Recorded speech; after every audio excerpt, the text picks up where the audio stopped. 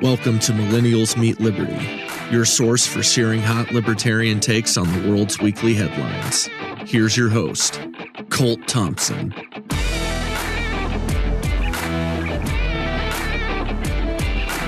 Good afternoon, everybody, and welcome to Millennials Meet Liberty, Double ML Podcast, episode number 19 with yours truly, Colt Thompson.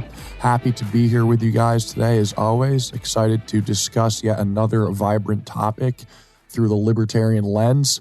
So what we got for you today is something to do with the environment. So essentially what I'd like to speak about is the nomination by Time of Greta Thunberg.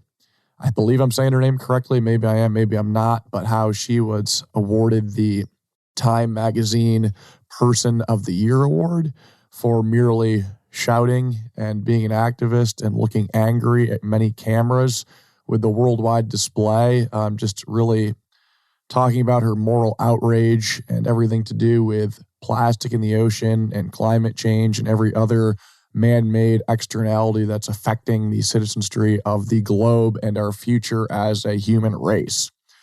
So I want to speak about that super briefly, and then I want to dovetail into something more productive and talk about, and I'm going to butcher his name as well, Boyan Slat, who I think should be nominated for the Time Person of the Year in lieu of Greta Thunberg because of his proactive nature and productivity as it pertains to actually solving some of the plastic in the ocean issues from a private sector entrepreneurial bent, and one that is going to provide enormous dividends for humanity.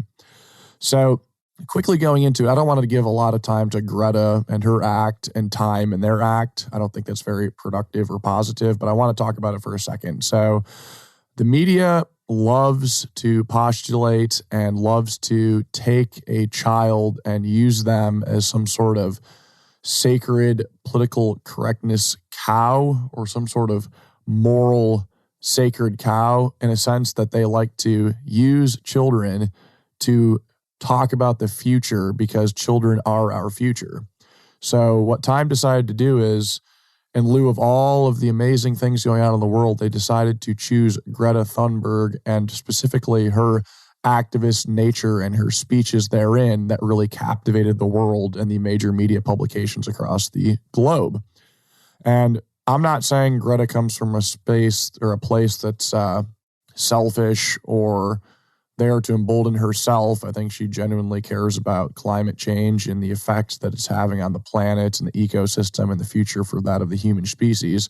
I think she's genuinely sincere, but I think you can look right through everything and see that her parents have sort of put her in that position, and maybe people in the community around her. And there's a broader, more pernicious, I guess, narrative at stake here than just a mere child being outraged by pollution and climate change all over the world. So I think she was kind of put there as a puppet, and whether or not she has clearly refined, well thought out views is something that I can surely say is not there. I don't think she's quite with it as it pertains to what exactly is going on, what the big fixes are, and what we need to do to curtail climate change, if anything at all, especially from a public sector perspective. And I know that she was critical of Donald Trump, as is many world leaders from the European nations. And I think that ties into why Time wanted to nominate her and ultimately select her as Person of the Year, because she is the anti-Trump meta-narrative that the media loves to cling on to. So they see the world as going into this fiery inferno of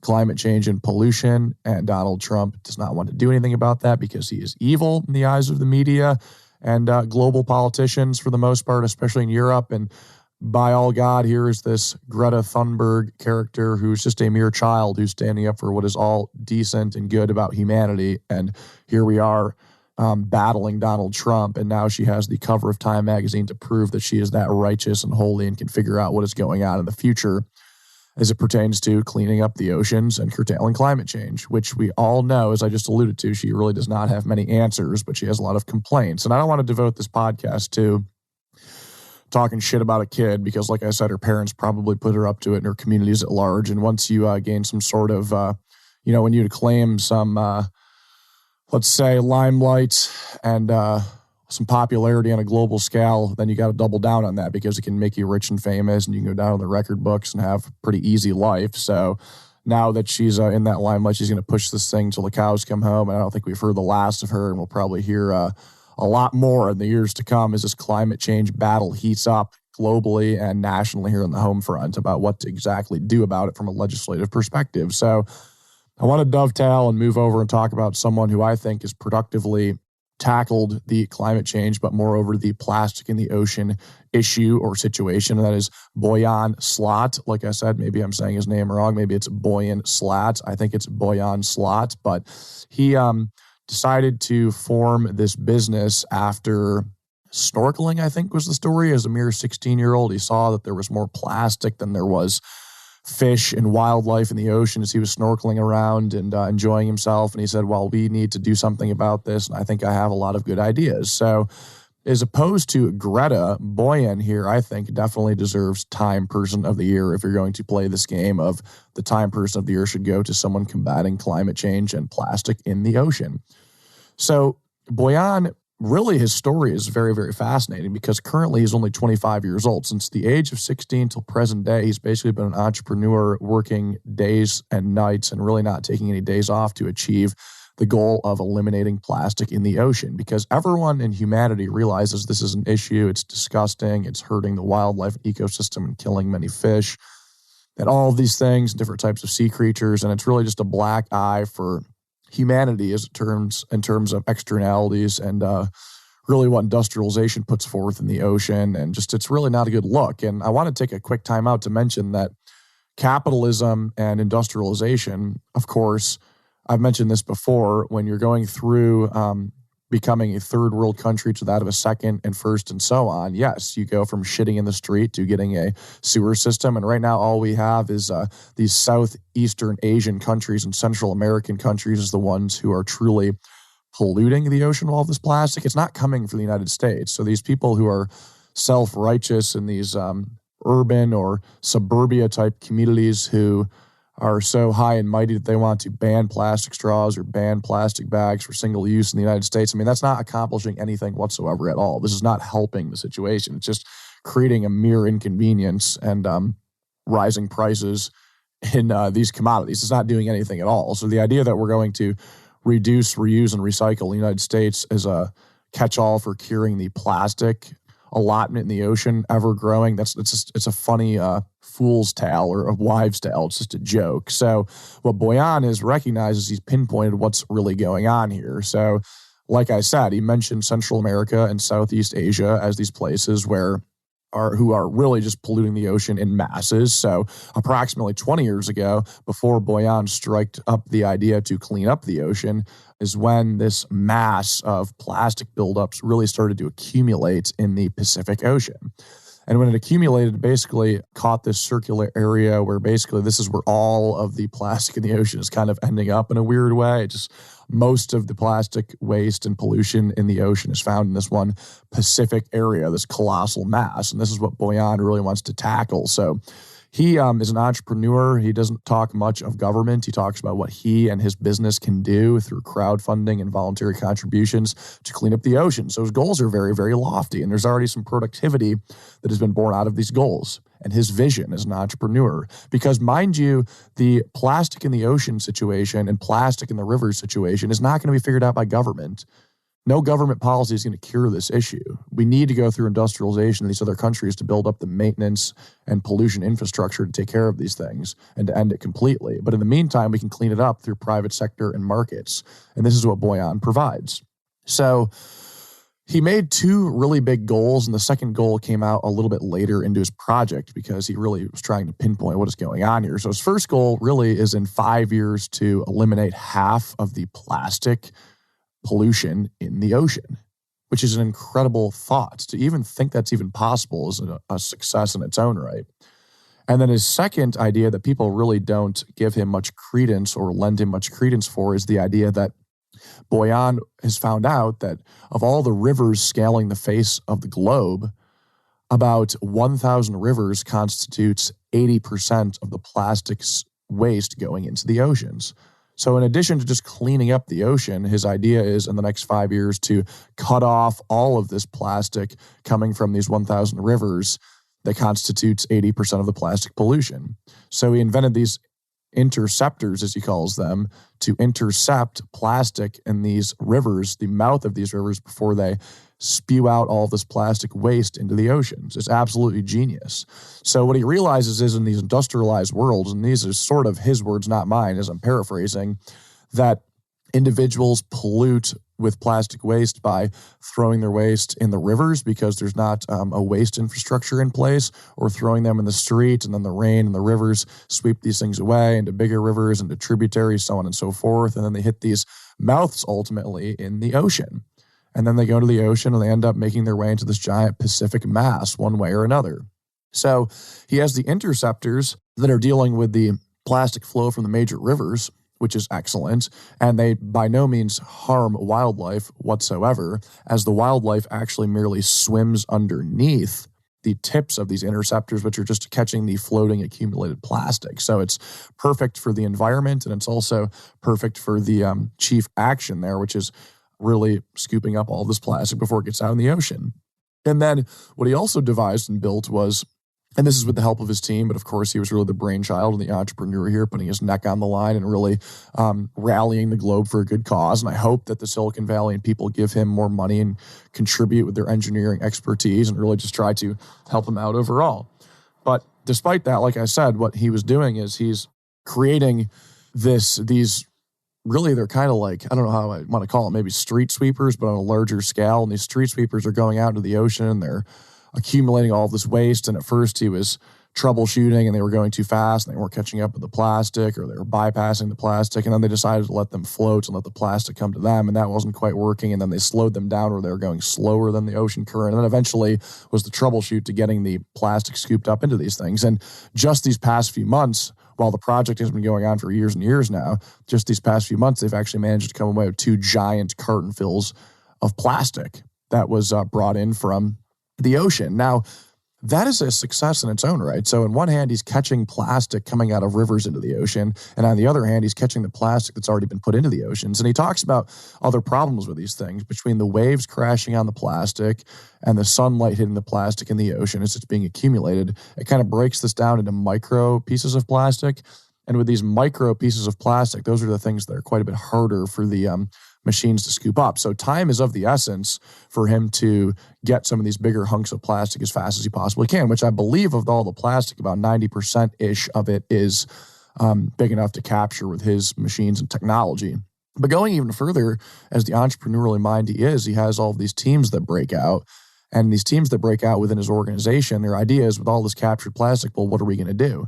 And the idea is he wants to spin around and use this as some sort of reusable, renewable plastic, in a sense that could have a consumer option. So maybe he turns all of the plastic straws, or all of the plastic cartons, or all of the plastic bottles that have accumulated in the ocean, maybe he turns them into plastic flip-flops, or he uses them and really chemically engineers them in a sense that they could be used for some sort of sneaker or any other plastic item that maybe has a longer term usage than that of like a throwaway plastic bag or a straw. So this is all going on while, mind you, the free market and capitalism is further industrializing these nations that are polluting the ocean. So as they're further industrializing these nations polluting the ocean, what is born out of that is a more refined waste management system that is alleviating Boyan and his team of trying to rapidly catch up to all the plastic that's being spit off into the ocean. So it's really a two-pronged approach. It's the free market taking care of things on their end, and the industrialization and the tides rising, no pun intended, for the citizenry there as they become wealthier and have a better standard of living.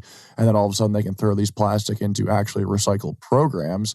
And then Boyan at the other end of things, really hopefully turning a profit with all of the sales that he has from all this plastic he scoops up from the ocean. So everyone is happy. I mean, this is what I'm talking about. This is industrialization. So to think that the globe is just going to solve all these answers, or self-righteous people in the United States who are living in their McMansions and, I don't know, a suburb of Houston or a suburb of New York City, or think they're just not going to use plastic anymore because that's just a good, virtue signal. Yeah, I don't know about that. That's just stupid. In addition to the whole Greta Thunberg thing where she's out there talking about how dare you and how outraged she is about climate change. I mean, action is more than just being an activist and getting angry.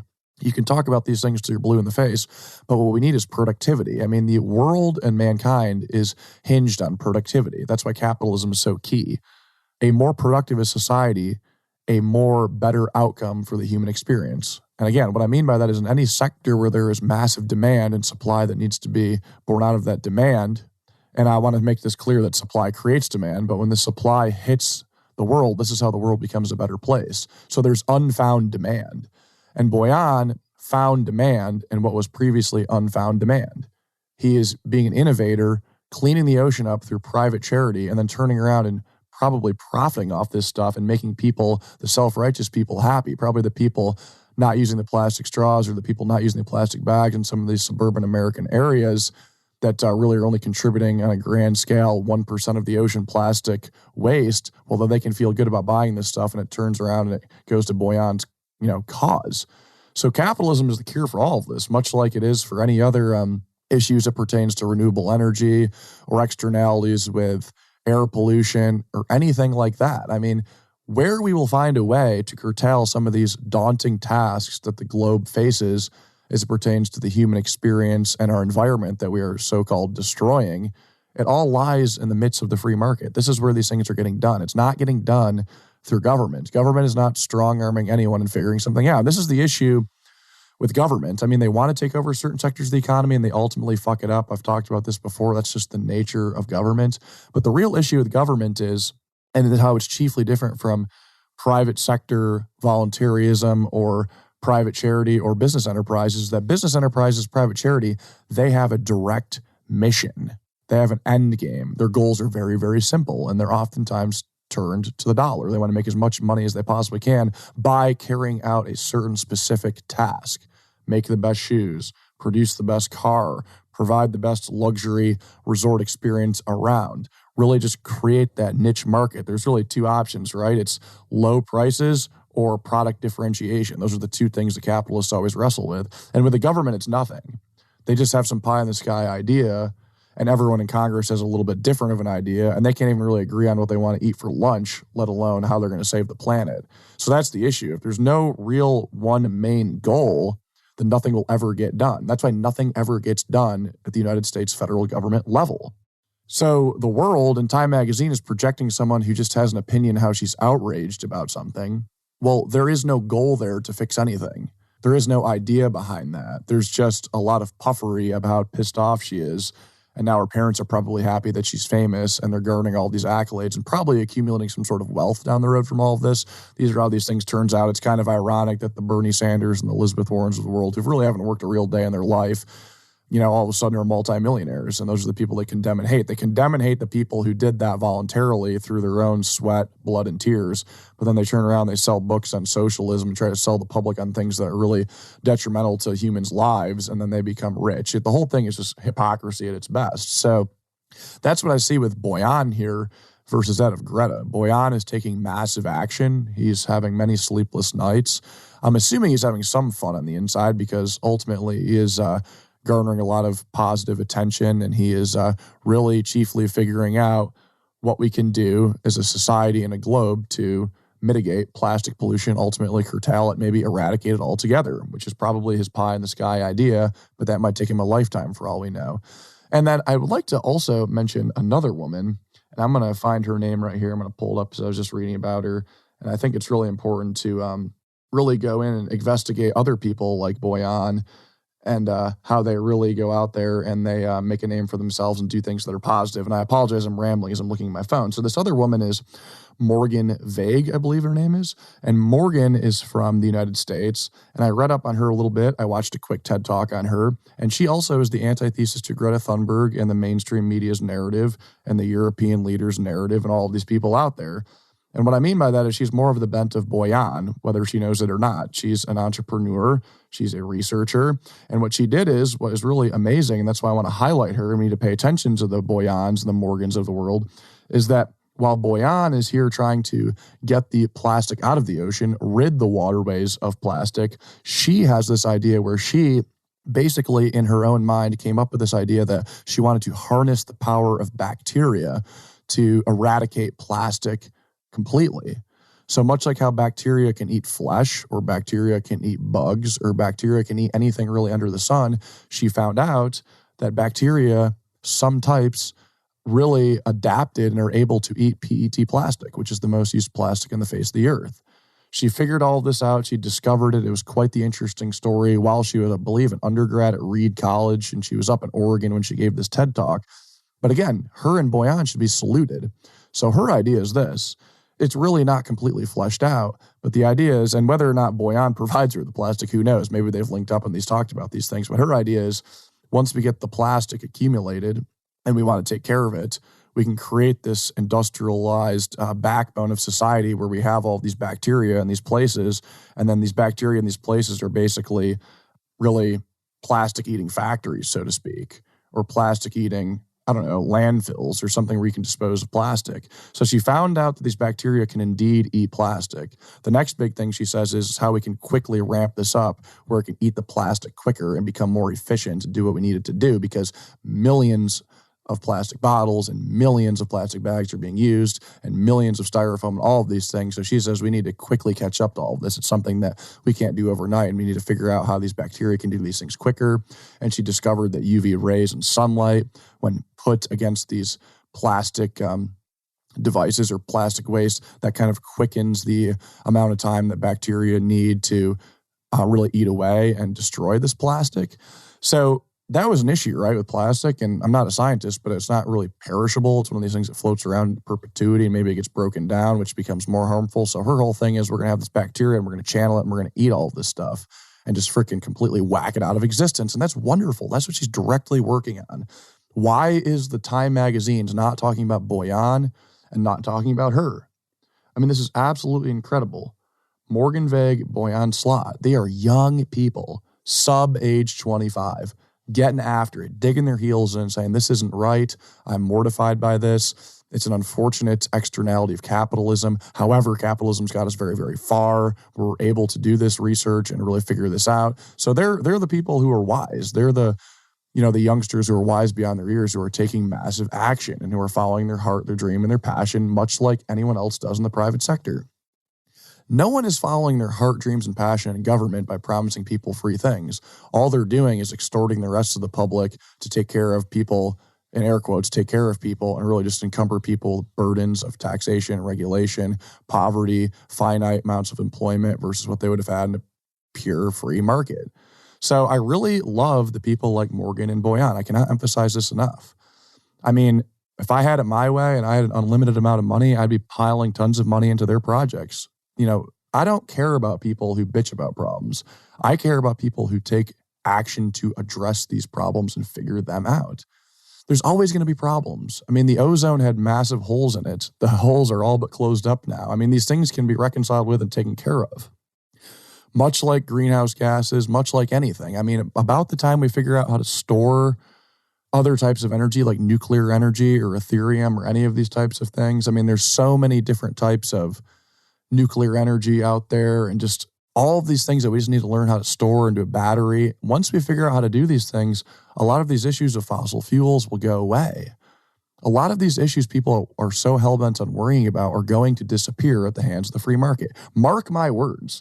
This Boyan guy will figure out how to get half the plastic out of the ocean. Also, mark my words, these countries going through industrialization, they will eventually have a system by which they recycle, reduce, and reuse. It will be taken care of. The amount of plastic that will be in the ocean, my guess is in 25 years, will be half of what it is right now and probably less, and occurring at less of a clip. This is what I believe. In addition to all of these things, these two entrepreneurs and their cohorts, think about all the people who have their minds and their education and their drive and ambition in other fields. People tackling cancer, people tackling all sorts of other vicious, nasty diseases, people tackling how to get from one point A to point B or how to hit other different planets. I mean, there's so many crazy, wild ideas out there that the free market really has allowed us to explore and just get after and take care of. So there's so many problems, but that's why humans exist. Humans exist to solve problems and make for a better human experience. Along the way, they will cause some hiccups and some issues, and people will be morally outraged. But what can we do about that? It's take massive action. So I encourage people to donate to Boyan, to donate to Morgan, to really ignore the calls of the Greta Thunbergs and to ignore the Time magazine's attempt to glorify someone who's just standing around crowing and complaining. That's not taking a certain level of courage. It's just really not. And like I said, I don't want to pick on a child, but we're kind of missing the point here when we're complaining about stuff so much. It reminds me of working in businesses or manufacturing facilities or distribution centers or hospitals. I've worked in many types of settings, or I don't know, hell, even working in the public system for education. I mean, all of these, you see all of these people sit around bitching. That's just like the human way. No one wants to take the initiative to actually do something and figure it out. Those are the true go-getters. Those are the people we need to glorify to the utmost degree. People who are really out there doing the right thing. I'm telling you right now, if this Boyan guy actually got Time Person of the Year, he could have had astronomically exponential amount of donations to his cause and to what he's trying to achieve. Maybe he could have built out his business and hired a few hundred extra people doing the same thing, because eventually he's going to have to do the economies of scale. Eventually these interceptors and these things out in the ocean accumulating plastic, eventually they're going to need to be really ramped up on a massive level in the next 5 years. And he needs all the money, funding, people, insight, engineering insight he could get.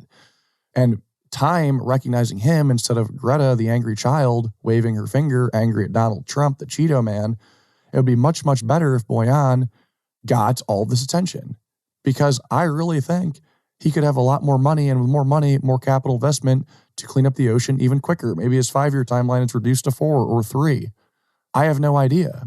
So that's what it's all about. I mean, I don't understand why the media and the Time magazine couldn't focus on people really trying to do the right thing as opposed to someone just being an activist. I mean, there were so many more people they could have chose. It's really popular in the past couple of years, the media, to point at children and really put children on a pedestal as if they are the answer to everything, and what their voices, say about the world matters more than the people who've been on this rock double or triple their amount of life. It doesn't make any sense. I mean, we need the people in society getting the attention are the ones doing things positive. The media loves talking about negative things, or they love casting a light on someone who is the antithesis of Donald Trump, or the antithesis to someone who is out there moving society in the wrong direction, like Time thinks Donald Trump is. He's not. By backing out of the Paris Climate Agreement, that was a very good thing. The United States should be participating with climate change and climate activism at the same rate of that of European countries and other countries, not be asked to be doing more or cripple an entire subset of our economy because the European countries told us that's what we need to do.